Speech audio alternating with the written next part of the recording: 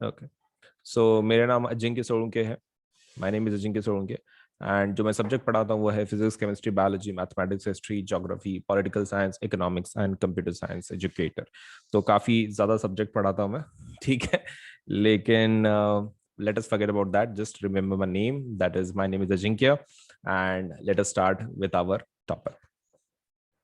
तो इंट्रोडक्शन अगर हमारा खत्म हो गया हो, so let us start with our topic. ठीक है, चलिए।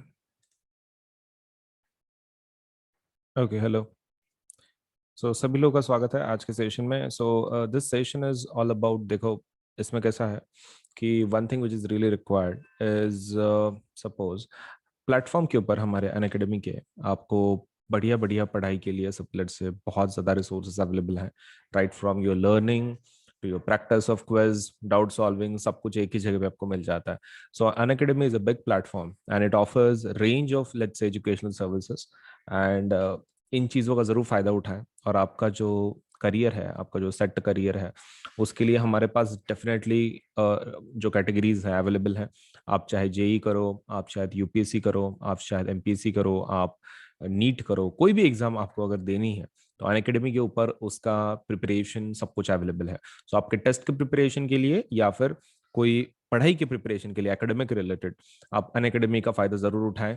एप्लीकेशन को इंस्टॉल करें और उसमें के जो कोर्सेस हैं प्लीज जरूर सब से उसमें एनरोल करें, ताकि आपका जो पढ़ाई है, आपका जो करियर है वो सेट हो सके। ठीक है, चलिए। Now with that point in mind, let us start with our let's say of the topic of the day. And हम लोग अभी शुरू करेंगे हमारा आज का वीडियो। ओके, सो मेरा नाम अजिंक्य सोलंके है। My name is Ajinkya Solanke. And जो मैं सब्जेक्ट पढ़ाता हूँ वो है physics, chemistry, biology, mathematics, history, geography, political science, economics and computer science educator. तो काफ़ी ज़्यादा सब्जेक्ट पढ़ाता हूँ मैं। ठीक है, लेकिन let us forget about that. Just remember my name. That is, my name is Ajinkya. And let us start with our topic. तो इंट्रोडक्शन अगर हमारा खत्म हो गया हो, so let us start with our topic. ठीक है, चलिए। ओके, कॉन्सेप्ट का नाम सुन लो।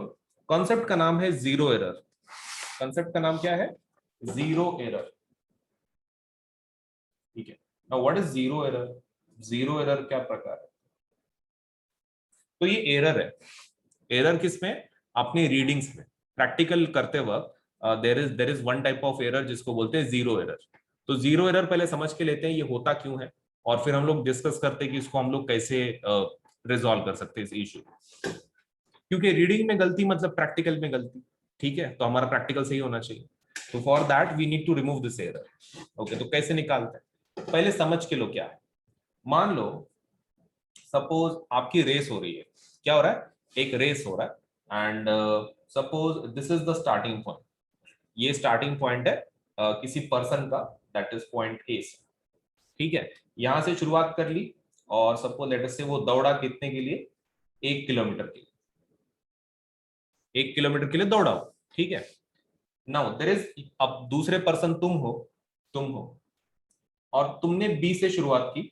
तुमने बी से शुरुआत की, right. And suppose let us से तुमने ये रेस में उसी के जैसा हिस्सा लिया। उसी के जैसा हिस्सा लिया, लेकिन यहां से यहां तक का डिस्टेंस जो है, मान लो वो 2 kilometre.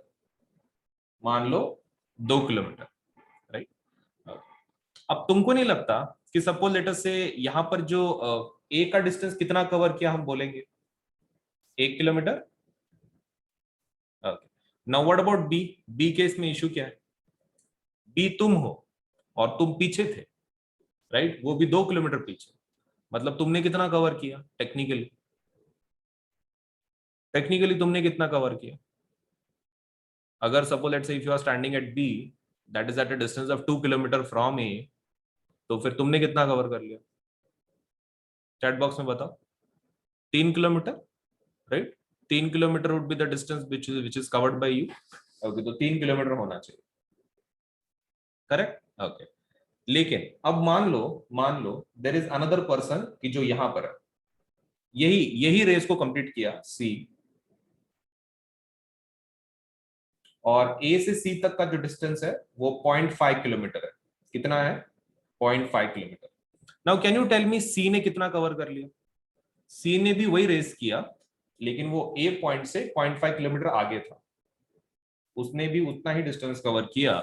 So can you please tell me कि सी ने कितना कवर कर लिया? Like looking at the figure, C A से 0.5 किलोमीटर आगे था। Okay, so total distance covered is 0.5। Okay, so C ने 0.5 किलोमीटर डिस्टेंस ट्रैवल कर लिया, राइट? मतलब तुमने क्या किया, यहां पर ऐड किया, राइट? ये तीनों डिस्टेंसेस कितने थे? 1 किलोमीटर के थे।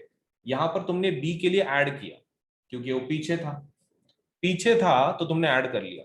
ये सी सामने था तो तुमने सब्सट्रैक्ट किया, राइट? तुमने सब्सट्रैक्ट किया, एक में से 0.5 को माइनस कर दिया, तुम्हारा आंसर मिल गया तुमको 0.5। Subtract, subtract. मतलब यहां पर ऐड किया, यहां पे सब्ट्रैक्ट किया, that is what you did.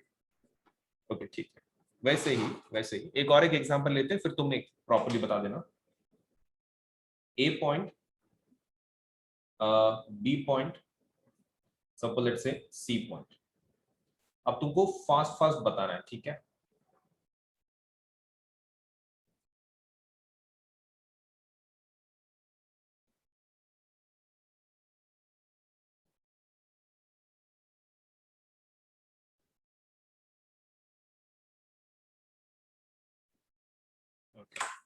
तुमको तीनों चीजें दी गई हैं। Can you please tell me A, B और सी का कितना डिस्टेंस ट्रैवलिंग किया है, अगर एंड पॉइंट उनका वही है? ए का, बी का और सी का, तीनों का बता।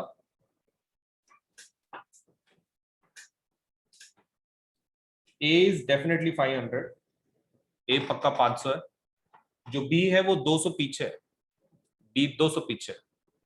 700, 700। ओके, और सी 50 आगे है, सी 50 आगे है। ए से 50 आगे है सी। तो कितना डिस्टेंस ट्रैवल कर लिया सी ने? 450, 450। नाउ हम, अब ये वाला जो प्रॉब्लम है, अब इसको क्या बोलते हैं? देखो, तुम्हारा आंसर तुमने बहुत सही बताया है। Every student is giving correct answers, I can see in the chat box. अभी यहां पर देखो, ए जीरो पोजीशन से उसने शुरुआत की, उसने जीरो पोजीशन से शुरुआत की, मतलब वो हमारा इनिशियल पॉइंट था जो हम लोग रेफरेंस पॉइंट को बोल के पकड़ रहे हैं, किसका पॉइंट है। लेकिन पॉइंट बी कैसा है? जीरो पे नहीं था, तो यहां पर जीरो एरर है आपका, यहां पर जीरो एरर है, क्योंकि ये जीरो पे नहीं है ना, ये जीरो पे नहीं है।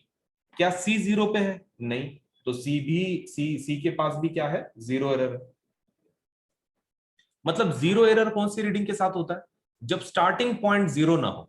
जब आपका स्टार्टिंग पॉइंट जीरो ना हो, तो आपकी जो भी रीडिंग आप ले रहे हो वो कैसी है? उसमें अंदर जीरो एरर है। उसको आपको कुछ एडजस्टमेंट करना पड़ेगा, तभी जाके आपका प्रॉब्लम सॉल्व होगा, राइट? अभी यही कॉन्सेप्ट हम लोग लगाएंगे हमारे एमीटर या फिर वोल्ट मीटर। ये तो हमारा कॉन्सेप्ट था। Now let us just talk about actual तुम्हारा एक्सपेरिमेंट, ठीक है? एक्चुअल एक्सपेरिमेंट के बारे में देखते हैं। Late us start. तो ये ले लो, एक स्केल के हिसाब से मैं तुमको समझाता हूं।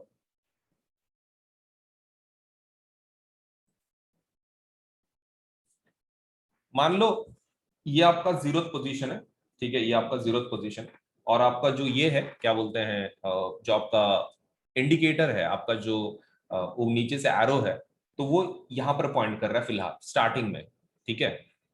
लेकिन दूसरे केस में मान लो स्टार्टिंग पॉइंट उसका जीरो पोजीशन यहां पर है, और वो इधर बता रहा है, मतलब आपने डिवाइस को कनेक्ट भी नहीं किया और वो यहां बता रहा है, ठीक है? इधर मतलब जीरो के भी पहले बता रहा है। डिवाइस आपका खराब हो चुका है, आप अभी तक लगाए भी नहीं सर्किट में, और वो जीरो के नीचे चला, मतलब चला गया। मान लो this distance is 5 ampere, 5 ampere का distance. Now there is another case जहां पर आपका जीरो यहां पर है, और आपका इंडिकेटर पहले से ही आगे है। इंडिकेटर आपका पहले से आगे है, जीरो के भी आगे है, तुमने सर्किट में नहीं लगाया, कुछ नहीं लगाया, और वो आगे है 5 एम्पियर। मतलब पहले पोजीशन में जीरो पे है वो, मतलब तुमने लगाया नहीं सर्किट में। यहां पर सर्किट में लगाने के पहले ही 5 एम्पियर पीछे है, और यहां पर 5 एम्पियर आगे है। अब यहां पर जो भी आपकी रीडिंग आएगी उसमें जीरो एरर नहीं है, क्योंकि शुरुआत जीरो से हुई थी, राइट? मतलब आपका जो भी आंसर है, जैसे कि मान लो इसके अंदर वो रुक गया 7 एम्पियर पे, 7 एम्पियर पे अगर रुक गया, तो तुम्हारा रीडिंग कितना होगा? 7 एम्पियर। Not a problem. मान लो इसके अंदर 7 एम्पियर पे वो रुक गया, यहां पर 7 एम्पियर पे रुक गया। क्या शुरुआत 0 से हुई थी? शुरुआत उसके पहले हुई थी, मतलब 5 से। मतलब हमको क्या करना पड़ेगा इस केस में? तुमने क्या किया था? अगर कोई चीज पहले से शुरुआत होती है, इस केस में तुमने ऐड किया था कि सब्सट्रैक्ट किया था? क्या किया था तुमने एग्जैक्टली? यहाँ पे तुमने ऐड किया था, यहाँ पे तुमने ऐड किया था, लेकिन यहाँ पर लॉजिक लगाओ, यहाँ पर लॉजिक लगाओ। अगर पहले से ही 5 पे और वो 7 पे चला गया, तो लॉजिक लगाओ एंड प्लीज बताओ कि इसमें ट्रू रीडिंग क्या होनी चाहिए मेरी। अभी 7 पे है, शुरुआत उसके पहले था 5 एम्पियर, मतलब उसने इतना डिस्टेंस कवर कर लिया 5, और आगे का 7 कितना हो जाता है? क्या किया था तुमने पीछे जब रहता तब? क्या किया था? ऐड किया था, इफ यू रिमेंबर, ऐड किए थे ना? तो मुझे बताओ, अगर कोई चीज 5 एम्पियर पीछे है, 5 एम्पियर और ये 7, कितना होगा टोटल? 5 + 7 12, 12 एम्पियर होगा, राइट? अब मुझे यहां पर बताओ, यहां पर बताओ, अगर आपका रीडिंग आ गया 7 एम्पियर, रीडिंग कितना आ गया? 7 एम्पियर, क्या वो 0 पे था पहले? नहीं, मतलब 0 एरर है यहाँ पे। पहले से वो 5 पे था, अभी 7 पे है, तो आगे अगर रहा तो क्या करते? आगे रहा तो क्या करते? तुमने क्या किया सी के साथ? सी के साथ क्या किया तुमने? माइनस करे, माइनस करे। ओके ठीक है, तो मतलब यहाँ पर आंसर कितना आना चाहिए? 2 एम्पियर, 2 एम्पियर आना चाहिए। क्यों? क्योंकि यहाँ पे सब्सट्रैक्ट करना पड़ेगा आगे।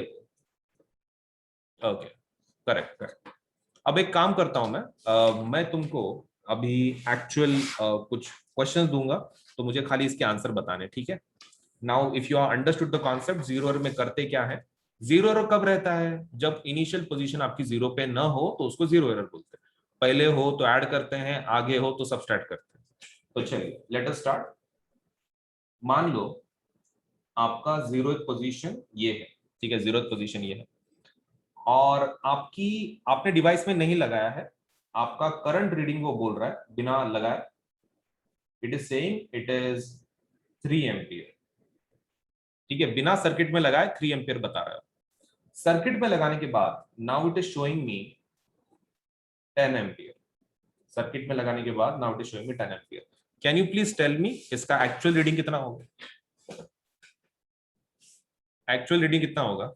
आपने जब नहीं लगाया तो 3 एम्पियर था डिवाइस में, पीछे गया था वो, और अभी 10 एम्पियर है। ओके करेक्ट, बहुत सारे जनों के करेक्ट आंसर्स आ रहे हैं। 13 एम्पियर, 13 एम्पियर। तो 13 ampere is the correct reading, correct reading. तो यहाँ पे जीरो जीरो एरर कितने का था? जीरो एरर कितने का था? 3 एम्पियर का। 3 एम्पियर का जीरो एम्पियर का अपना जीरो एरर था यहाँ पे। मतलब इतने एम्पियर की गलती थी वहां, राइट? चलिए अभी और एक देखते हैं। मान लो जीरो पोजीशन ये है, जीरो पोजीशन ये है आपकी, और आपका जो ये है डायल है, it is right now at suppose 2.5 ampere पे। कितने पे है? 2.5 एम्पियर। और जब आपने उसको सर्किट में लगाया तो वो बन गया 10 एम्पियर, ठीक है? सर्किट में जब लगाया तो आपका 10 एम्पियर आपको मिला। तो आपको खाली अभी इतना बताना है कि इसमें का जीरो एरर कितना होगा, मतलब टोटल रीडिंग क्या होगी? जीरो एरर तो यहाँ पे 2.5 का है, टोटल रीडिंग कितनी होगी आपकी? यस करेक्ट, बहुत सारे जनों का बराबर आ रहा है। 7.5 माइनस करना है आपको, सिर्फ 10 में से 2.5 माइनस कर लो, you will get your answer 7.5। तो 7.5 यहां पर क्या हो गया? टोटल रीडिंग, मतलब या फिर एक्चुअल रीडिंग बोल दो उसको, एक्चुअल रीडिंग। और ये 2.5 क्या हो गया?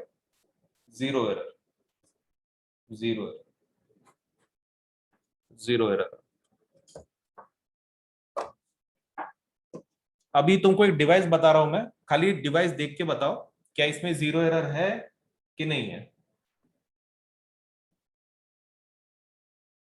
सर्किट में नहीं लगाया मैंने इसको अभी तक, so can you please tell me इसको देख के कि भाई इसके अंदर जीरो एरर है कि नहीं है?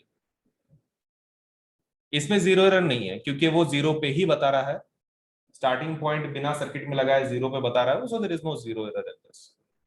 तो कब होता है ये ऐसे, मतलब लाइक, और होता क्यों है, मतलब लाइक पीछे जाता है या फिर आगे जाता है, ऐसा क्यों होता है?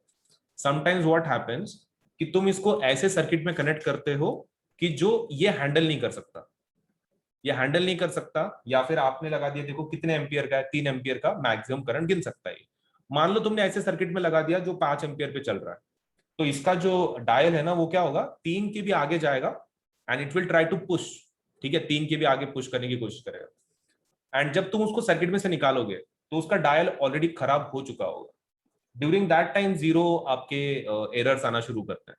ठीक है, तो नए डिवाइसेस में जीरो एरर नहीं होंगे। जीरो एरर तभी आएंगे जब आप उसको एक अनस्टेबल सर्किट में रखते हो, आपका डिवाइस फिर खराब हो जाता है, फिर वो आगे पीछे लगाता है, इवन दो हमने सर्किट में उसको नहीं लगाया, वो जीरो पे नहीं शुरू करेगा, it will either show plus में या फिर माइनस में, but in both cases you have to adjust the readings.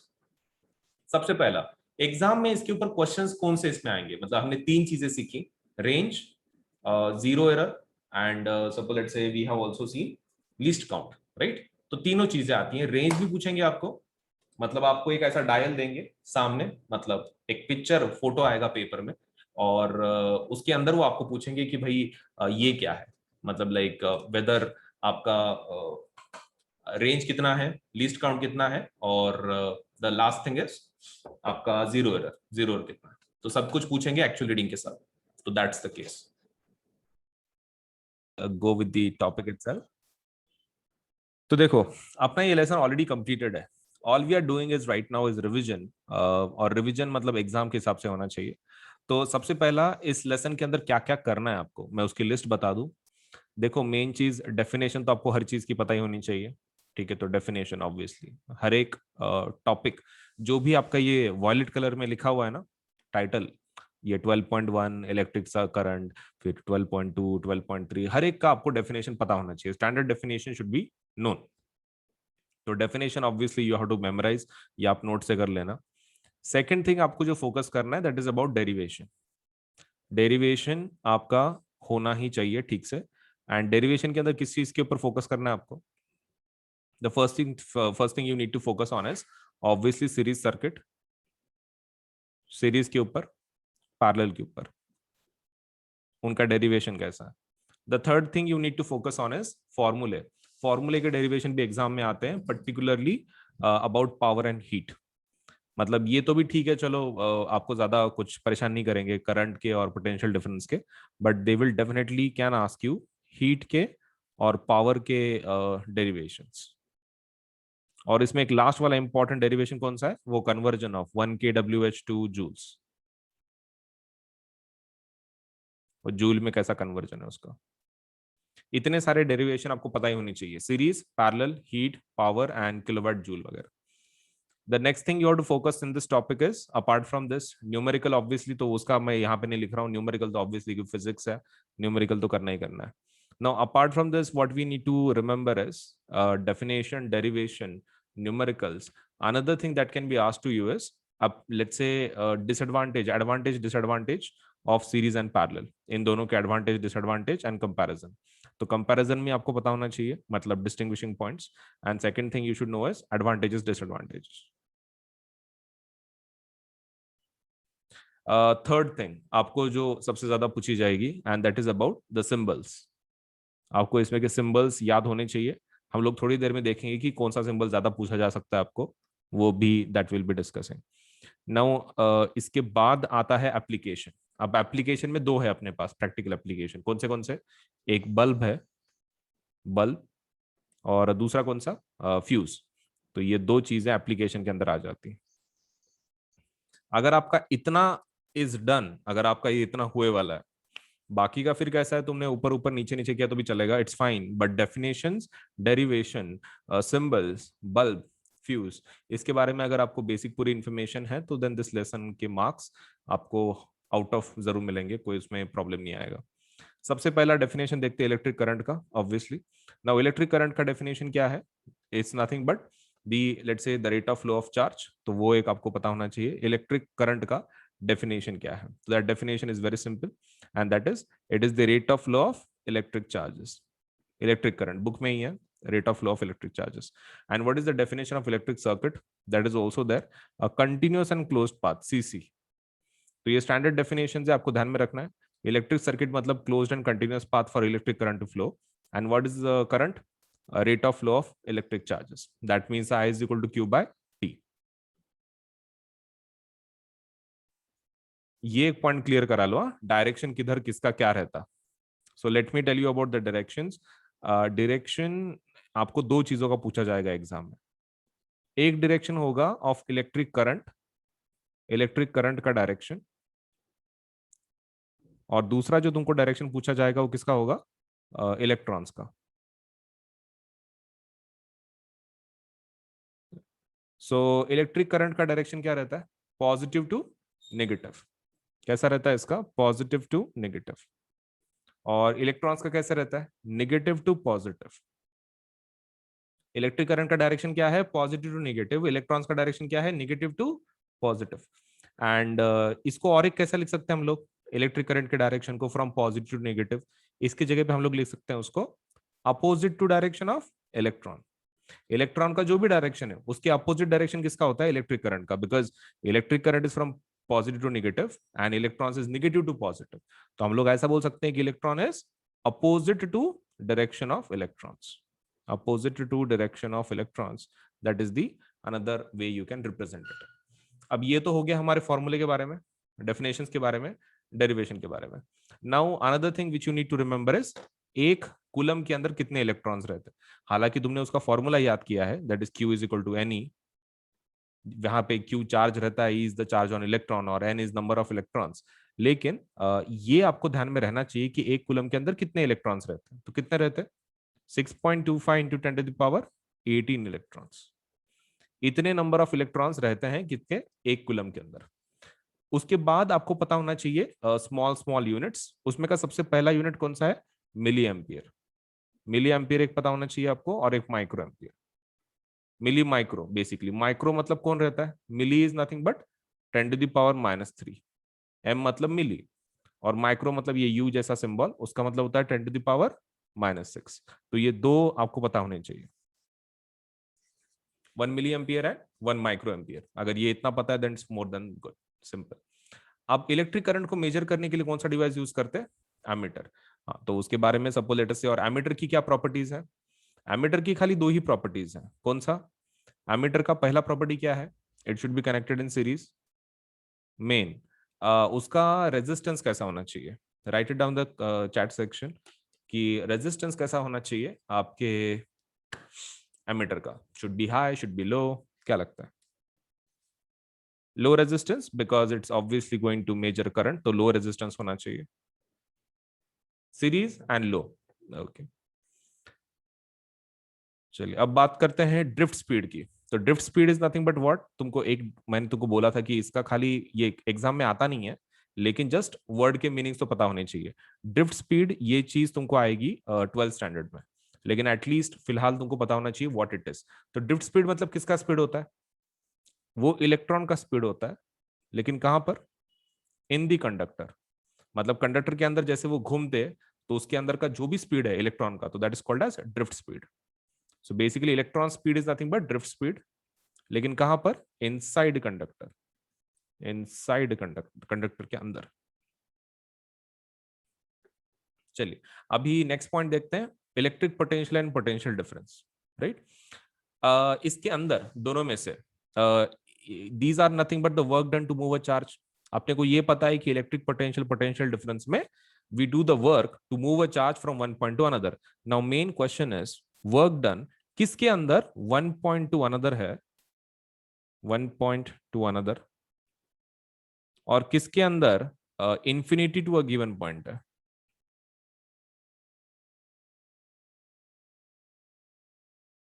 ये इंफिनिटी वाला बोलो. इंफिनिटी वाला कौन है? Work done to move a charge from infinity to a given point. Is it charge? मतलब आपका इलेक्ट्रिक पोटेंशियल है, पोटेंशियल डिफरेंस है. Infinity to a given point, electric potential EP है.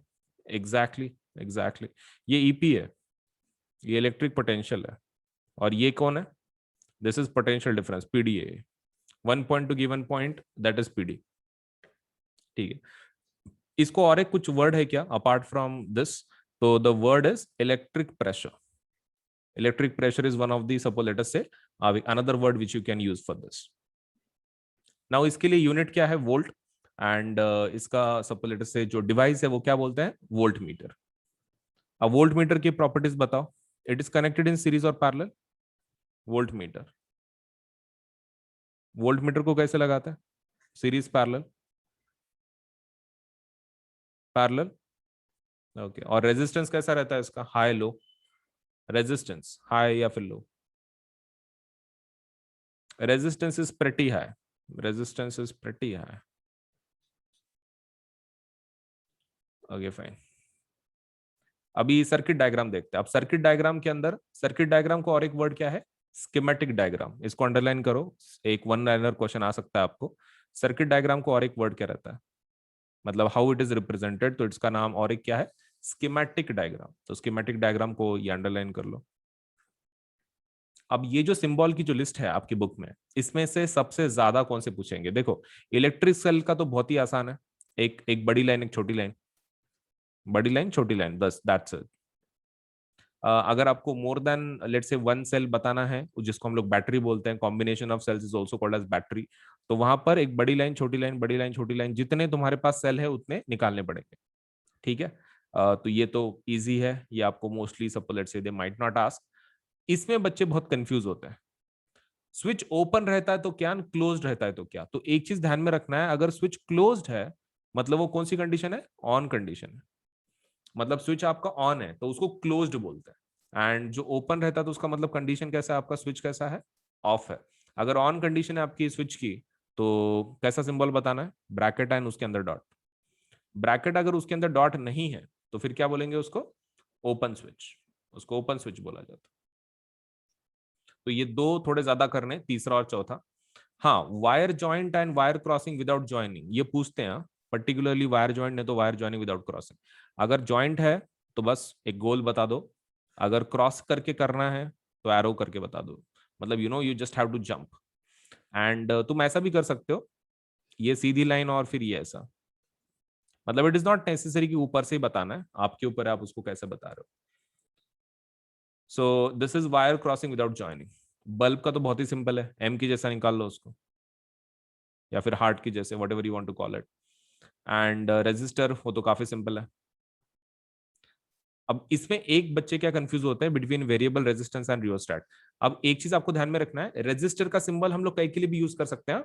We can use it for TV. Sometimes exam के अंदर कैसा होता है ना, आपको डिवाइस देते हैं जैसे कि वॉशिंग मशीन हो गया या फिर पीसी हो गया, कंप्यूटर हो गया, और फिर आपको क्या बोलते हैं? उसका सिंबल निकालो कंप्यूटर का. फिर ये, बट आपको पता है कि डिवाइस कोई भी रहने दो, we can use these symbol, this symbol resistance का symbol for any of the devices. तो ये भी आपको ध्यान में रखना पड़ेगा.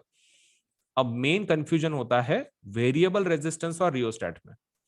एरो अगर है तो वेरिएबल रेजिस्टेंस, रियोस्टेट का स्पेशल सिंबल है. रियोस्टेट जो वेरिएबल रेजिस्टेंस है उसका एक सेपरेट सिंबल है. उसको कैसे निकालते? ये ऐसे एरो करके ऊपर से. एंड अगर सिर्फ ऊपर उसके एरो है तो, मतलब like not like this from the top, ऐसे साइडवेज है तो, ऑब्लिक है तो that is for variable resistance. Rheostat के लिए ऊपर से आता है डायरेक्टली. एमीटर, वोल्ट मीटर, वो तो काफी आसान है, जस्ट नाम लिख दो, साइन दे दो उसको, कुछ है ही नहीं उसके अंदर. वोल्ट मीटर के लिए वी, एमीटर के लिए ए, तो वो तो काफी सिंपल है. सो इसमें से जो टफ है वो है third and fourth, fifth and sixth, and eighth and ninth. ये इतने करके जाओ ठीक से. 8 9 5 6 3 4 पेयर्स में करो, कंफ्यूजन नहीं होगा. ठीक है, मतलब लाइटली मत लो इसको, बच्चे बहुत इसमें गलती करते हैं. Okay, so let us talk about ammeter first. Ammeter के properties क्या है? That it is connected in series and it has low resistance.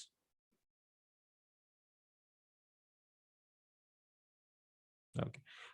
तो why it is connected in series पहले वो डिस्कस करते हैं. तो तुमको कैसे एक्सप्लेन करना पड़ेगा अगर कोई क्वेश्चन आया भी, सपोज बोर्ड के अंदर तो ऑब्वियसली नहीं आने वाला है, I can guarantee you that. Bond paper पे भी I can write it down for you. लेकिन अगर आपके सपोज कोई स्कूल एग्जाम में अगर आपको पूछते हैं कि suppose let's say if it is connected in series and low resistance, तो उसके रीजन क्या है, तो आपको एक्सप्लेन करना पड़ेगा अपोजिट कंसिडर करके, मतलब सपोज उन्होंने ऐसा बोला है कि ammeter is connected in series and low resistance, explain why. तो आपको ये एक्सप्लेन करना पड़ेगा सीरीज का by considering that it is being connected in parallel, उल्टा करके तुमको एक्सप्लेन करना पड़ेगा तब जाके। तो जैसे कि सीरीज बोला है तो तुमको ये बताना पड़ेगा कि पैरेलल में लगाने के बाद क्या होगा।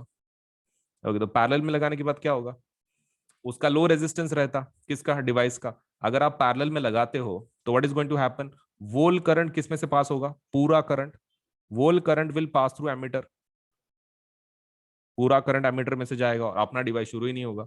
आप ये बोल दो कि पूरा करंट एमीटर में से जाएगा, आपका डिवाइस शुरू नहीं होगा, the device will not work, device will not work. ये हो गया पहला। एंड सपोज लेट अस से आपका अगर ये लो रेजिस्टेंस का अगर कॉन्सेप्ट बताना है आपको, तो मान लो उसका हाई रेजिस्टेंस है, ऐसा बताओ। If it is high resistance तो उसमें से करंट पास ही नहीं होगा। हाई रेजिस्टेंस अगर वैल्यू है तो एज यू नो करंट को ऐसी जगह से जाने का ये रहता है, मतलब like wants to go through that circuit जिसमें रेजिस्टेंस कम हो। अगर एमीटर का रेजिस्टेंस हाई हो गया तो उसमें से करंट पास ही नहीं होगा, करंट विल नॉट पास। अगर करंट पास ही नहीं हुआ, ठीक है, करंट विल नॉट पास, अगर करंट पास ही नहीं हुआ आपके इसमें से सर्किट में से, फिर एमीटर गिनेगा क्या। अगर एमीटर में से करंट पास ही नहीं हुआ हाई रेजिस्टेंस की वजह से, तो वो गिनेगा क्या हो। So in this way you have to explain कि बाबा it will not measure, current ही पास नहीं हो रहा है तो मेजर क्या करेगा वो, इस तरह से एक्सप्लेन करो। And same goes for your volt meter, volt meter को भी सेम लॉजिक बताओ कि क्यों सीरीज में और किस में पैरेलल में क्यों लगाते हैं, same logic. Yes, so the main point about Ohm's law is कि ओम्स लॉ के अंदर तुमको क्या पूछेंगे। अब इसके अंदर टाइप बहुत है। एक तो तुमको स्टेटमेंट पूछा जाएगा, उसका प्रूफ वगैरह, derivation. The second thing they can ask is the numerical, अगर न्यूमेरिकल आया तो फिर थ्योरेटिकल कुछ पूछेंगे नहीं तुमको। They might give you a graph and graph के ऊपर से they can ask you, graph के ऊपर के कुछ न्यूमेरिकल्स हमने किए हैं, तो you have a certain idea how to solve it. तो दो तीन में से कोई भी आपको एक एक पर्टिकुलर चीज आएगी वो हम उसके हिसाब से। But the most common question is उसका उसका स्टेटमेंट एंड उसका सपोज लेट से मैथमेटिकल इक्वेशन। तो कुछ नहीं, जैसे आपके बुक में वैसा ये जस्ट रट्टा मार लो, potential difference V across the ends of a given metallic wire in electric circuit is directly proportional to current flowing through it, मतलब V is proportional to I and that too when the temperature remains same। ये last वाली line भूलनी नहीं है, बच्चे ठीक से definition करते नहीं है ये चीज, और ये लास्ट वाला तो लिखते ही नहीं है। बहुत सारे बच्चे तो खाली इतना ही लिखते हैं, potential difference is directly proportional to current, बस दैट्स इट, कुछ आगे पीछे नहीं, टेम्परेचर नहीं, कुछ नहीं कुछ नहीं। तो ये ऐसा बुक के जैसा लिखना है आपको for total let's say out of marks की जो आपको एक्सपेक्टेड है। एंड मुझे पता है जितना मैंने तुमको सिखाया है that you want out of marks, और आउट ऑफ मार्क्स के लिए ये करना पड़ता है, आपके आपके परफेक्शन आपके स्टेटमेंट्स में होना चाहिए। सो this is how you can make the perfection. ये स्टेटमेंट पूरा याद करना है, practice it 3-4 times on white page, याद हो जाएगा आपको। अब बात करते हैं रिगार्डिंग सपोज लेट्स से फॉर्मूला वगैरह, तो ये है, दिस इज योर फॉर्मूला वगैरह, ये तो already you know. And the concept is called as resistance. And resistance के अंदर there is one particular device, दो टाइप्स होते हैं। करंट के अंदर और रेजिस्टेंस के अंदर रिलेशन क्या है ये आपको पता होना चाहिए। तो current is inversely proportional to resistance, मतलब रेजिस्टेंस जितना बढ़ता है उतना करंट कम होता है। एंड एग्जाम के अंदर आपको ये पूछेंगे what is called as variable resistance. तो वेरिएबल रेजिस्टेंस क्या होता है, इट्स अ डिवाइस कि जिसके अंदर का रेजिस्टेंस आप क्या कर सकते हो, चेंज कर सकते हो। और component use to regulate current without changing the voltage source. मतलब आपको एग्जाम में ये पूछेंगे वेरिएबल रेजिस्टेंस का फायदा क्या है, मतलब apart from definition they can ask you उसका फायदा क्या है वेरिएबल रेजिस्टेंस। तो मेन फायदा क्या है, बिना वोल्टेज को चेंज करे आप करंट को चेंज कर सकते हो। मतलब क्या बोलना है आपको, V को कुछ नहीं रखना है, V has to be constant, voltage को कांस्टेंट रखो, लेकिन फिर भी तुम किसको चेंज कर रहे हो, करंट को चेंज कर रहे हो। करंट इज वेरिएबल, करंट को वैरी कर रहे हो विदाउट चेंजिंग द वोल्टेज। क्योंकि देखो ओम्स लॉ के हिसाब से करंट को अगर चेंज करना है तो क्या करना पड़ेगा, वोल्टेज को चेंज करना पड़ेगा, राइट, ओम्स लॉ के हिसाब से। But if you are talking about variable resistance तो आपको वोल्टेज को चेंज करने की जरूरत नहीं है, आप आर को चेंज कर लो, आई चेंज हो जाएगा। ये कॉन्सेप्ट है। अब इसका डिवाइस कौन सा है अपने इसमें common, rheostat. Rheostat is the most common device. Exam में आपको पूछ सकते हैं वेरिएबल रेजिस्टेंस का एग्जांपल दो, इट्स रियोस्टैट। और कौन सा एग्जांपल है? Potentiometer. Potentiometer is also the one. ये कहाँ रहता है? ये टॉयज में रहता है। रियोस्टैट किधर यूज करते हैं? लैब के अंदर। और पोटेंशियोमीटर ये जनरली कोई भी छोटे डिवाइसेस में रहता है, टॉयज में या फिर मिक्सर जैसे ऐसे डिवाइसेस की जो फैन बेस्ड नॉब पे चलता है, तो वैसा उस टाइप में। Now about the different resistances, ये एक्टिविटी ये तो बकवास एक्टिविटी है, मतलब उसके अंदर खाली ये बताना है कि डिवाइस अगर रखते हैं तो करंट के फ्लो में कुछ फर्क आता है क्या? हाँ, तो ऑब्वियसली फर्क आता है क्योंकि हर एक का रेजिस्टेंस अलग अलग है। So not talking about this. Okay, अभी आगे जाने के पहले I hope you know range क्या होता है। प्रैक्टिकल एक्सपीरियंस जो मैंने तुमको बताया था, रेंज होता क्या है? तो रेंज इज बेसिकली व्हाट, मतलब वो डिवाइस कहाँ से कहाँ गिन सकता है। जैसे कि मान लो किसी डिवाइस का रेंज 0 to 5 एम्पियर है, मतलब वो मिनिमम कहाँ से कहाँ तक वो शुरू कर रहा है, 0 से लेके 5 एम्पियर तक वो गिन सकता है, दैट डिवाइस रेंज। ये जस्ट डेफिनेशंस है, ये आपके ऊपर है, एग्जाम में जनरली पूछा नहीं अभी तक। So if you want to go for it you can, but आज तक पूछा नहीं है ये वाली चीज। ये कंपैरिजन वाइज है ना, and these are very relative. Good conductor, resistor, poor conductor, insulator, these are relative terms. तो एग्जाम में आज तक सपोज से इसके ऊपर बहुत सारे क्वेश्चन आए नहीं है, but if you want to go for it you can read, नहीं तो जस्ट छोड़ दो अगर बोर हो रहा है तो।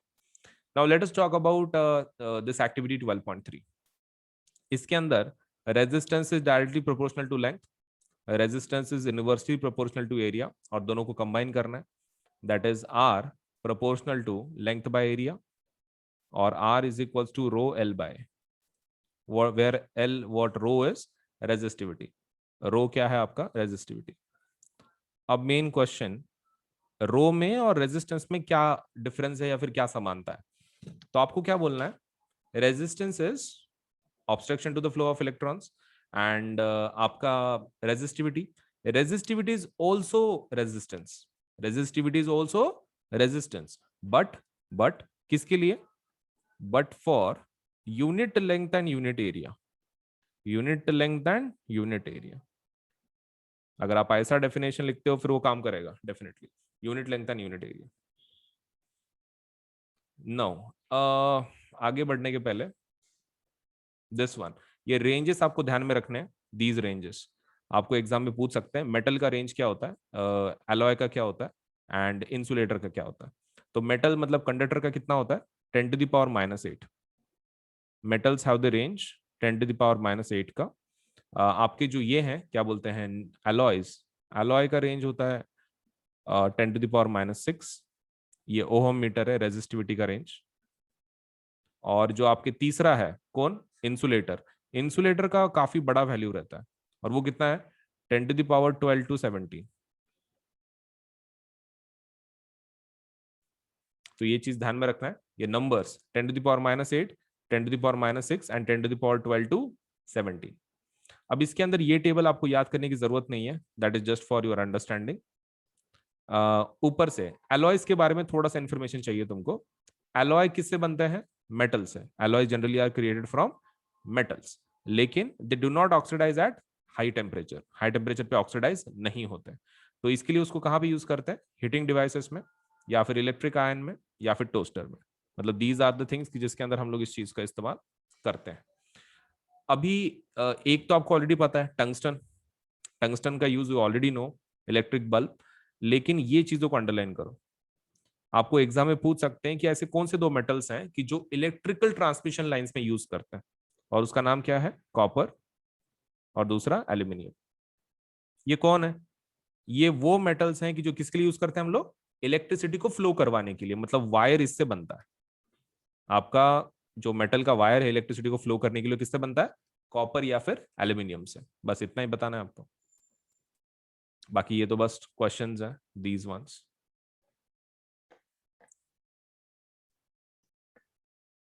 चलिए, तो what we are going to go for is now series और पैरेलल के। अब सीरीज और पैरेलल के जो सर्किट्स हैं those are quite simple. All you have to do is derivation के लिए आपको शुरुआत कहाँ से करनी है खाली इतना पता होना चाहिए। मैं तुमको ट्रिक बता देता हूँ, what you have to remember is, अगर आप सीरीज के लिए कर रहे हो तो आपका डेरिवेशन वहां से शुरुआत होनी चाहिए जो डिफरेंट है। मतलब जैसे कि आपके पास दो ऑप्शंस है, either you can start with I is equal to I1 plus I2 plus I3, और you can start V is equal to V1 plus V2 plus V3, दोनों में से एक। अब इसमें जो डिफरेंट है आपको वो शुरुआत करनी है। अब सीरीज में क्या सेम रहता है, करंट सेम रहता है, मतलब ऊपर वाला चीज आपको यूज नहीं करना है, ऊपर वाला चीज यूज नहीं करना है, नीचे वाला यूज करना है। तो ये चीज ध्यान में रखें कि what you have to go for is whenever you are dealing with let's say series, तो आपको किससे शुरुआत करनी है, ऐसे फॉर्मूले से शुरुआत करनी है जो डिफरेंट हो। हाँ तो बस हो गया फिर, v इज इक्वल टू वो वाला अगर तुमने कर दिया। अब डिफरेंट क्या है सीरीज में, potential difference. So v is equal to V1 plus V2 plus V3। अब ओम्स लॉ के हिसाब से जस्ट ये करो, v को क्या लिख सकते हैं हम लोग, v को लिख सकते हैं I बाय, अपने ओम्स लॉ के हिसाब से that would be IR is equal to, V1 को क्या लिख सकता है, IR1 plus IR2 plus IR3। अब किसको कॉमन निकालेंगे, I को कॉमन निकाल लो, R1 plus R2 plus R3 और IR। हो गया, I को कट कर लो, R is equal to R1 plus R2 plus R3, और ये RS है।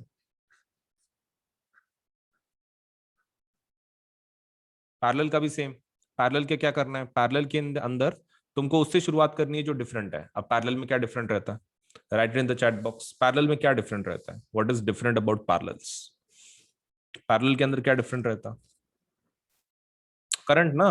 ओके तो करंट से शुरुआत करनी है, I is equal to I1 plus I2 plus I3, और I की जगह पे क्या लिखेंगे, वही V by R, V by R1, V by R2, V by R3, V common ले लो, 1/R1 plus 1/R2 plus 1/R3, और ये V/R कट कर लो, V और V, तो क्या बचेगा, 1/R is equal to 1/R1 plus 1/R2 plus 1/R3। हो गया, तो RP के लिए और ये RS के लिए एवरीथिंग इज डन। अभी एग्जाम के अंदर आपको क्या पूछेंगे कि पैरेलल सर्किट के फायदे क्या हैं, या फिर why do we use even parallel circuits.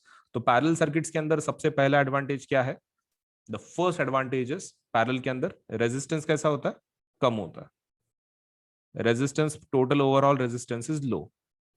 उसके बाद इसके अंदर अगर एक डिवाइस फेल होता है फिर भी सर्किट चालू रहता है, वन डिवाइस फेल्स फिर भी पूरा सर्किट चालू है, still circuit will work, still circuit will work.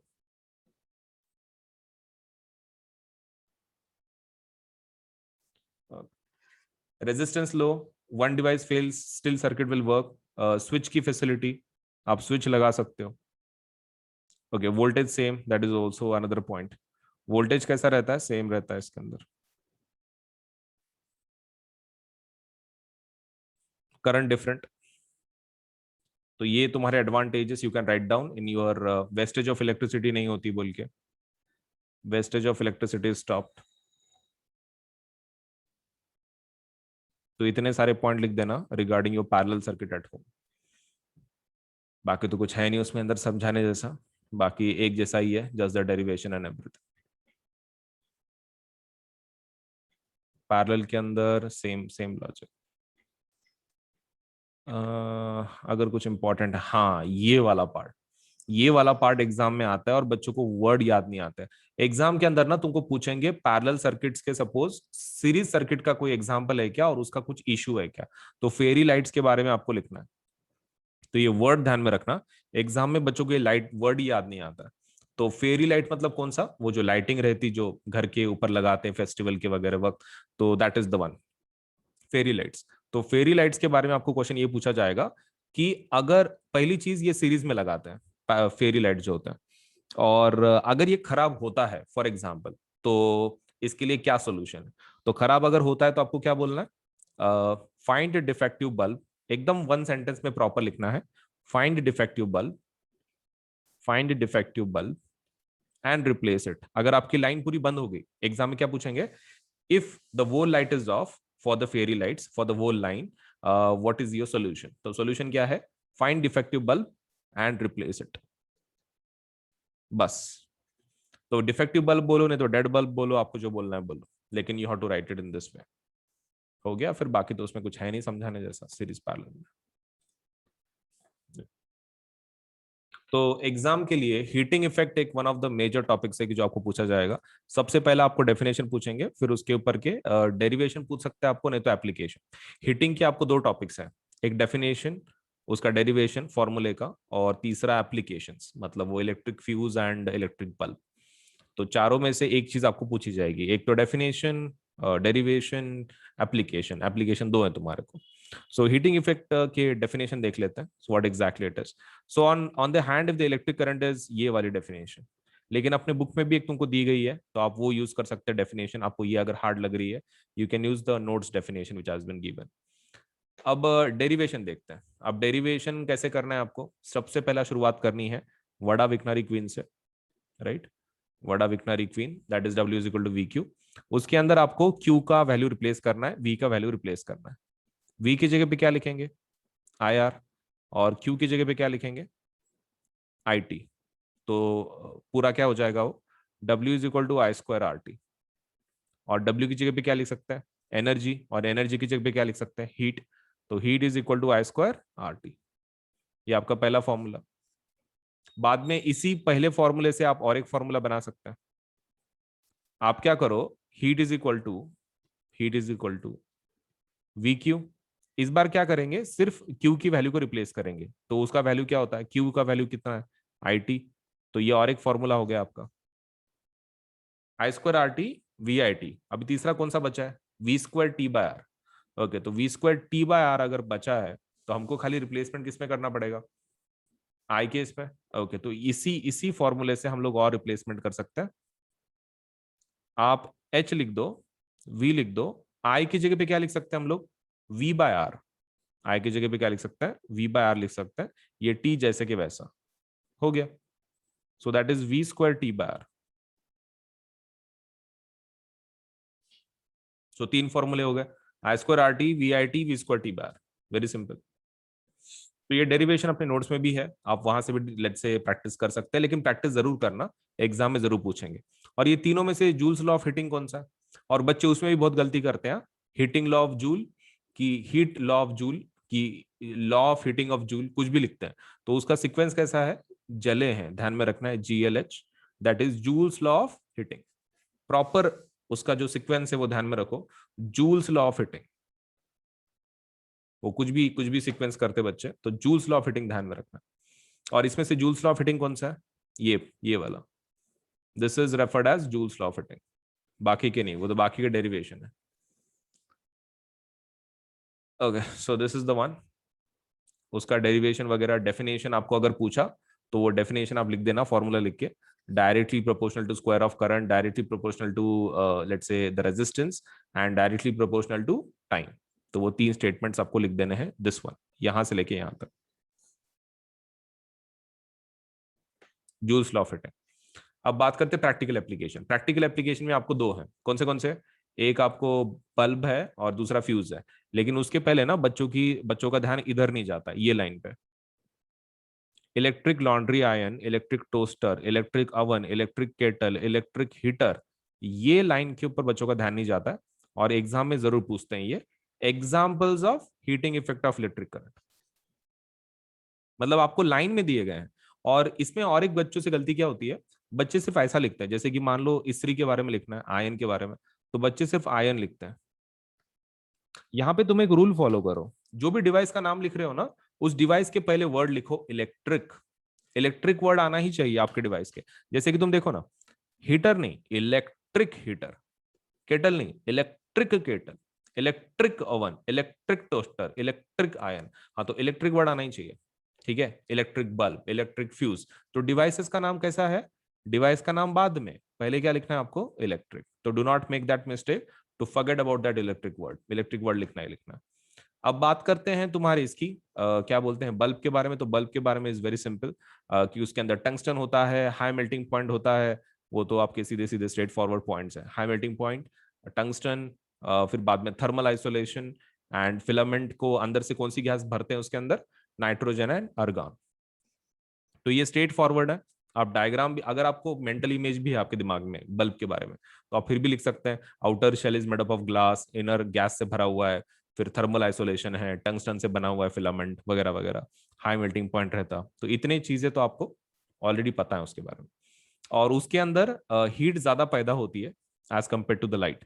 हमको बल्ब से प्रकाश चाहिए, लाइट चाहिए, लेकिन लाइट की जगह पे वो ज्यादा क्या देता है हमको, हीट देता है। तो ये चीज आपको ध्यान में रखनी है कि बल्ब ज्यादा क्या देता है हमको, हीट देता है, जो लाइट है वो कम देता है। Now talking about your fuse, तो फ्यूज के बारे में क्या पता होना चाहिए आपको? फ्यूज के बारे में सबसे पहला पता हो ये होना चाहिए कि आप उसको लगा कैसे रहे हो। सबसे पहले वो प्रोटेक्शन डिवाइस है, ठीक है, वो प्रोटेक्शन डिवाइस है, सिक्योरिटी डिवाइस है वो। And second thing you should know is उसको सीरीज में लगाएगी कि पैरेलल में लगा रहे हैं। चैट सेक्शन में बताओ कि हम लोग इसको कैसे लगाते हैं, सीरीज में कि पैरेलल में?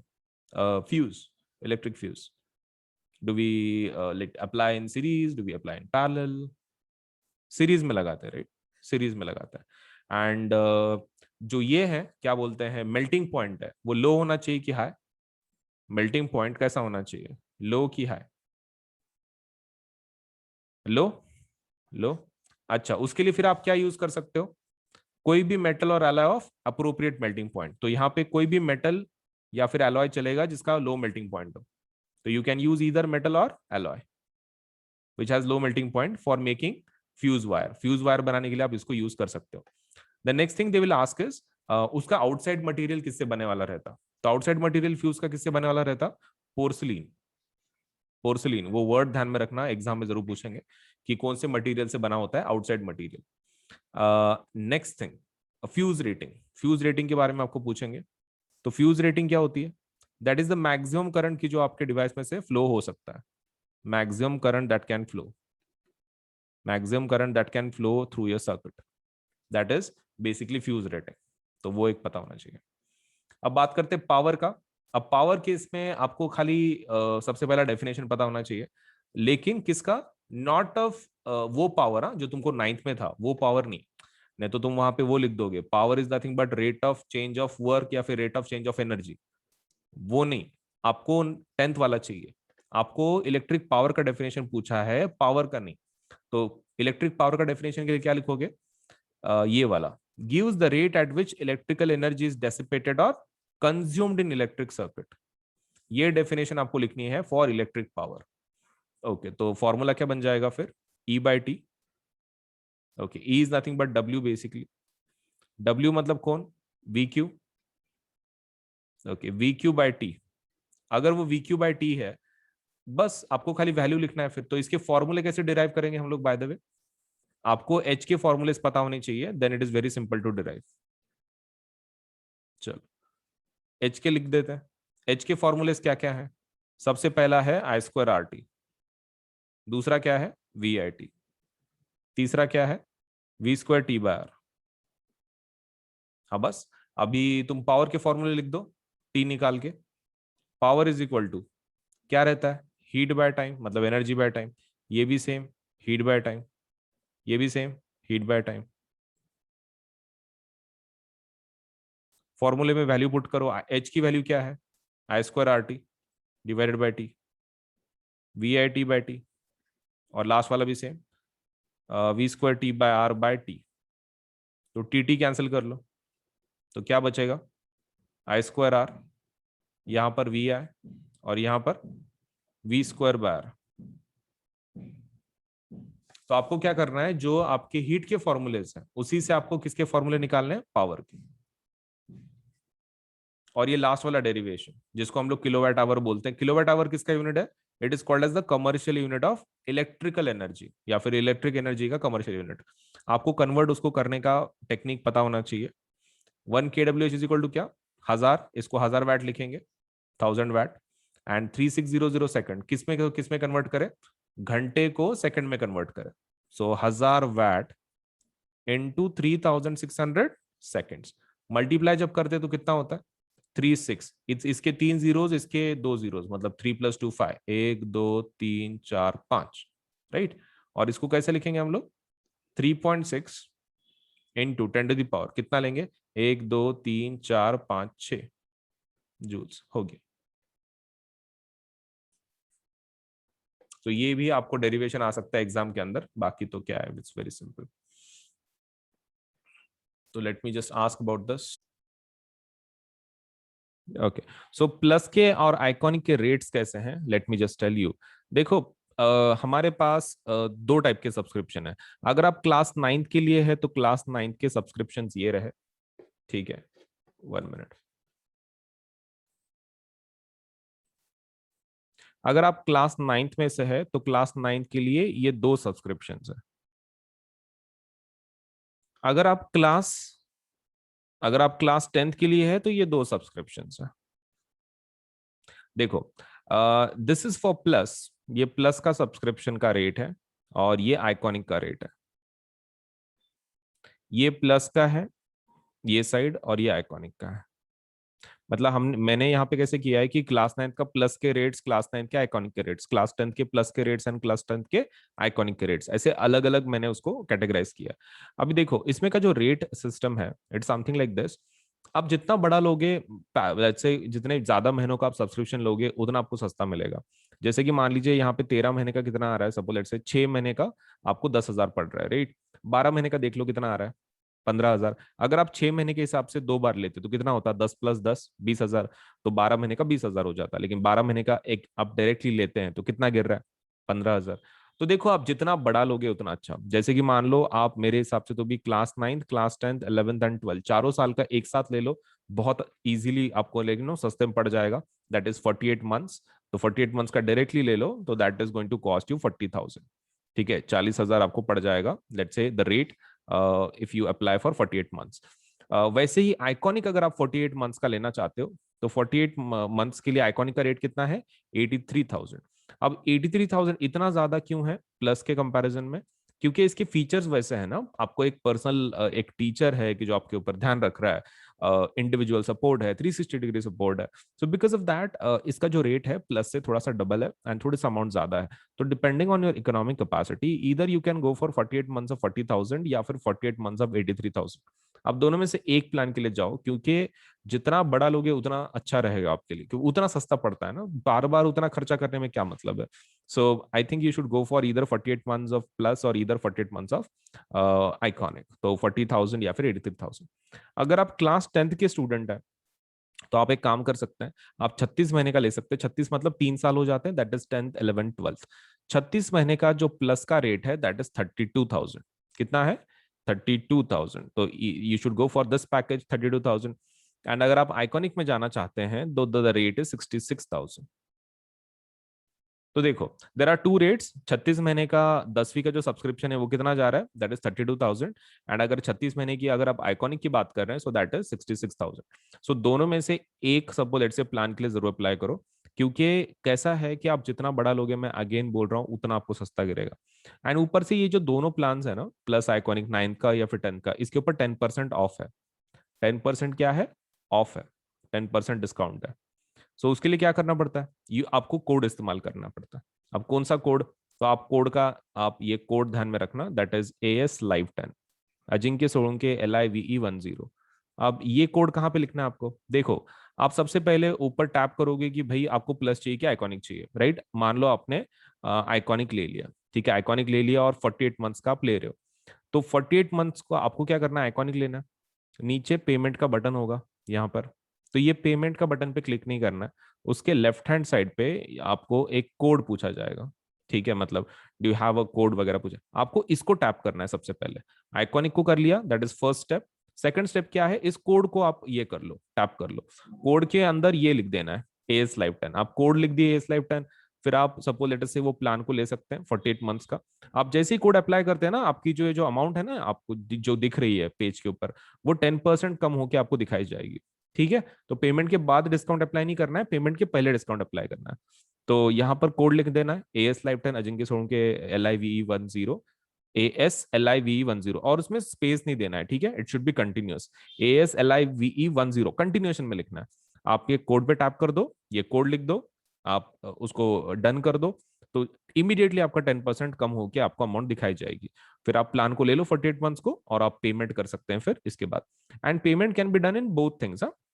मतलब लाइक पेमेंट आप किसी भी फॉर्मेट में कर सकते हो, net banking, debit card, credit card, that is not a problem. And more over आप इसको पार्ट्स में भी पे कर सकते हैं, मतलब पार्ट्स में पे करने की फैसिलिटी भी है ईएमआई की जैसे। तो आपको वो पेमेंट का बटन दबाने के बाद आपको बहुत सारे ऑप्शन मिलेंगे, तो उसमें पेमेंट बाय पार्ट्स आप वो ऑप्शन भी ले सकते हैं, ठीक है। So that facility is also there. अगर मतलब एकदम से इतनी अमाउंट आप पे नहीं कर सकते तो आप उसको पार्ट्स में भी पे कर सकते हैं, दैट्स अप टू यू, आपको कैसे पे करना है। बट बड़े प्लान के लिए जाओ ताकि आपको वो सस्ता मिले, right. So that is the most important part. And code को नहीं भूलना है कि आपको कोड कौन सा यूज करना है, as live 10 for 10% discount. 10% discount के लिए आपको डेफिनेटली यूज करना है दी code that is as live 10, Ajinkya Solanki ASLIVE10। तो 10% डिस्काउंट जरूर ले लें, सस्ता बना दे अपने प्लान को। All you to do is use this code, ठीक है। तो कहीं लिख लो और जरूर अप्लाई करो आज ही, ताकि आपको सभी फीचर्स एक ही प्लेटफॉर्म पे सब कुछ मिल सके, राइट। सो वीडियो को लाइक करना है, चैनल सब्सक्राइब करना है, बेल आइकन जरूर दबाना है, उतना तो काम कर ही देना है, ठीक है। चलिए देन, ओके। तो हमारे पास देखो दो टाइप के सब्सक्रिप्शन है, एक होता है प्लस सब्सक्रिप्शन, एक होता है आइकॉनिक सब्सक्रिप्शन, ठीक है। So this is the basic plan to get started, this is our basic plan. और आइकॉनिक मतलब क्या है, तुम ऐसा समझ सकते हो, प्लस का advanced version is iconic. Plus का advance version is iconic. So you can take your CBSE preparation to the next level with personal mentor. इसमें एक सबसे बेस्ट फीचर क्या है, आइकॉनिक में आपको एक पर्सनल मेंटोर असाइन किया जाता है, that is the best thing you are going to get in iconic subscription. तो ये आपके ऊपर है whether you want to go for plus subscription, आप प्लस के लिए जाना चाहते हैं या फिर आइकॉनिक के लिए जाना चाहते हैं, दैट इज स्टार। तो आपके ऊपर है, right. This is one of our basic plans, and इसको आइकॉनिक हम लोग क्या बोलते हैं, 360 डिग्री सपोर्ट। तो दिस इज 360 डिग्री सपोर्ट, मतलब लाइक यू नो आपको एक कंप्लीट सपोर्ट मिल जाता है हमारी तरफ से, एक मेंटोर भी असाइन किया जाता है for your entire study. So plus में क्या क्या फीचर मिलेंगे, देखो प्लस में आपको सबसे पहला जो फीचर मिलेगा दैट इज आपको इंडिया के बेस्ट एजुकेट पढ़ाएंगे, मतलब आपको एक ही प्लेटफॉर्म पे सब्जी सब्जेक्ट का नॉलेज लेट से मिल जाएगा। मतलब ऐसा जरूरी नहीं है कि साइंस के लिए दूसरी जगह पे जाओ, मैथ्स के लिए ये पर्टिकुलर प्लेटफॉर्म पे जाओ। You can just visit let say हमारे ये प्लेटफॉर्म को, आप कभी भी इस प्लेटफॉर्म पे अगर गए, सपोज आपको हर एक सब्जेक्ट का नॉलेज, सपोज लेटर से मतलब हर एक चीज आपको हर एक सब्जेक्ट के बारे में इस प्लेटफॉर्म पे मिल जाएगी। You don't have to let say switch the platform just because आपको साइंस पढ़ना है तो ये प्लेटफॉर्म पे जाना है, मैथ्स पढ़ना है तो दूसरे प्लेटफॉर्म पे जाना है, कोई जरूरत नहीं है। हमारे पास प्लस सब्सक्रिप्शन अगर आप लेते हैं तो आपको एक ही प्लेटफॉर्म पे सभी फीचर्स मिल जाएंगे। Second thing is that we have interactive live classes, मतलब इसके अंदर आपको पढ़ाया जाता है। इंटरेक्शन का मतलब ये होता है कि टीचर आपको लाइव पढ़ाता है, मतलब इट्स नॉट लाइक कि रिकॉर्डेड क्लासेस हैं, लाइव क्लासेस होती हैं डेली बेसिस पे। तो जिसकी वजह से आप टीचर के साथ इंटरेक्ट कर सकते हैं। अगर आपको कोई चीज डिफिकल्ट जा रही है, आपको नहीं आ रही है, तो यू कैन लेट से आप इंटरेक्ट कर सकते हैं टीचर्स के साथ, and you can get your let say जो भी प्रॉब्लम्स है, कोई टॉपिक्स है, समझ के ले सकते हैं इन अ बेटर वे। तो इंटरेक्टिव लाइव क्लासेस का वही फायदा है कि आपको एजुकेटर से प्रॉपरली लेट से एक प्रॉपर अंडरस्टैंडिंग के साथ लेट से आपको एक टॉपिक समझ में आ सकता है, मतलब whether it is about doubt या फिर whether it is about let's say explanation part, आपको बहुत ही क्लियर तरीके से आपको समझ में आएगा विद लेट अस से the teachers of the plus subscription. अब बात करते हैं लाइव टेस्ट एंड क्विजेस। देखो कैसा है ना, पढ़ाने का तरीका अलग होता है। देखो एक तो इंडिया के बेस्ट एजुकेटर्स हैं, मैं ऐसे नहीं बोल रहा हूँ educator, I am saying educators. क्यों, इसका फायदा क्या है, देखो कैसा होता है, जब आप लोकल ट्यूशन कुछ लगाते हो तो आपको एक पर्टिकुलर सब्जेक्ट के लिए सपोज एक टीचर होता है, राइट। साइंस के लिए एक टीचर, मैथ्स के लिए एक टीचर। तो इसमें वैसा नहीं है, इसमें कैसा रहता है कि प्लस में आपको बेस्ट फायदा वही है कि आपको बहुत सारे एजुकेटर मिलते हैं, सो बिकॉज ऑफ दैट आपको इसका टेंशन नहीं है। मतलब लाइक यू नो बीच में अगर हो सकता है कि आपको किसी टीचर का टॉपिक समझ में नहीं आ रहा हो एक आधा, तो आप क्या कर सकते हैं, आप एजुकेटर को चेंज कर सकते हैं, मतलब that facility is also there. क्योंकि हर एक का टीचिंग मेथोडोलॉजी मतलब यू नो अलग अलग रहता है, एंड हर एक टीचर वही ट्राई करता है कि भाई अपने स्टूडेंट्स को प्रॉपरली टीच कर सके, right. Not just on our platform, just general trade बोल रहा हूँ मैं टीचर्स का, कि वो they try their best to teach like in their own way. लेकिन अभी कभी कभार ऐसा हो सकता है कि आप किसी टीचर को कनेक्ट नहीं कर पा रहे हो, मतलब एक मेथड, क्योंकि जैसे टीचर डिफरेंट होते हैं वैसे स्टूडेंट भी डिफरेंट होते हैं, and not every student can understand एक पर्टिकुलर लैंग्वेज एक आधे टीचर की। हो सकता है कि उस एक बेस्ट टीचर है लेकिन उसको किसी कोई एक ऐसा स्टूडेंट है कि जिसको कुछ समझ में नहीं आ रहा वो टीचर का, इट माइट हैपन। तो यहाँ पर वैसा प्रॉब्लम नहीं है। अगर वैसा होता भी है तो हमारे पास साइंस के बहुत सारे टीचर्स हैं, मैथ्स के बहुत सारे टीचर्स हैं। अगर आप एक टीचर को आपको समझ में नहीं आ रहा है तो you can do one thing, you can go for the rest of the let's say the teachers, आप रेस्ट ऑफ द टीचर्स के लिए जा सकते हैं, कोई दूसरे टीचर को बदल के देख सकते हैं, आपको तो सभी टीचर्स का कोर्सेज अवेलेबल हो जाते हैं, so there is no problem, right? चलिए, सो बेस्ट टीचर्स आपको पढ़ाएंगे इंडिया के, and moreover you will be able to have live test and quizzes. अब ये क्या है, देखो, अब पढ़ाई जब हो जाती है, मतलब जब टीचर कोई चीज पढ़ाता है आपको, one thing which is very important is the testing part. मतलब जब तक आप उसको याद करके आप ये उसकी टेस्ट नहीं दोगे, तब तक आपको पता कैसे चलेगा कि आपका नॉलेज सच में कंप्लीट हुआ है कि नहीं हुआ है। So that's a problem. So we have live test, like जैसे कि मतलब सब्जेक्टिव टेस्ट, ऑब्जेक्टिव टेस्ट, वो है हमारे पास। क्विजेस भी हैं, मतलब लाइक एक कंपटीशन काइंड ऑफ, आपको सपोज लेट्स से एक स्टिपुलेटेड टाइम पीरियड दिया जाता है, उसमें आपको अगर टॉप लेवल पे अगर हो तो एक रैंकिंग के जैसा आपको एक quiz type of, game type of suppose let's से भी ऑफर किया जाता है। तो ये डेली बेसिस पे हम लोग बहुत सारे क्विज कंडक्ट करते हैं। उसका time table, you can go into the quiz section, आप आपके एप्लीकेशन में क्विज सेक्शन में जा सकते हो and you can check it out. ठीक है, आप इसको चेक कर सकते हो। किसको? लेट्स से जो क्विज है डेली बेसिस पे, कि भाई कौन सा क्विज है, सपोज उसमें कौन से